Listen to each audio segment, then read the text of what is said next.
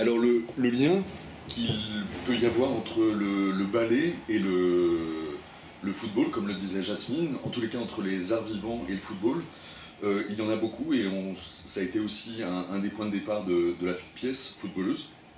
Euh, Sa temporalité déjà, le fait de convier un public sur une durée, le fait de faire événement. Et dans la pièce, on a vraiment embrassé aussi les codes du football, le rapport au vestiaire, aux répétitions, enfin aux échauffements, aux entraînements. D'ailleurs, c'est intéressant de constater qu'on a un vocabulaire différent pour parler de la même chose.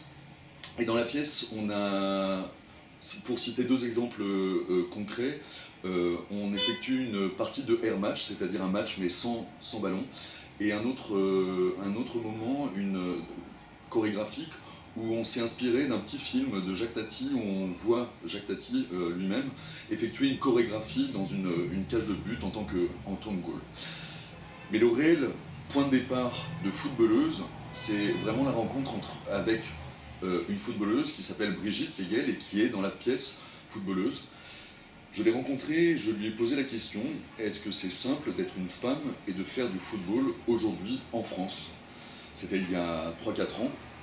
Et elle m'a répondu non, même à mon endroit amateur, c'est compliqué.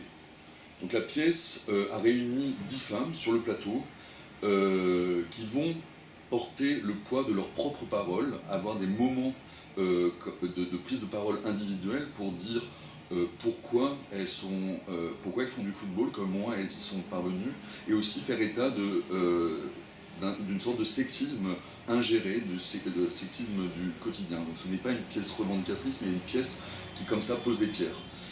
Et je dirais que footballeuse oscille donc entre ces temps de prise de parole individuelle et des moments qui font groupe, qui font communauté.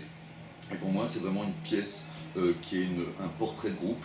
D'ailleurs, il y a quelques années à Cergy, j'avais présenté Chorus, qui est une autre pièce de groupe, un autre portrait de groupe, avec des chanteurs, avec 24 choristes sur le plateau. Aujourd'hui, c'est une autre pratique, celle du football, avec 10 femmes sur le plateau.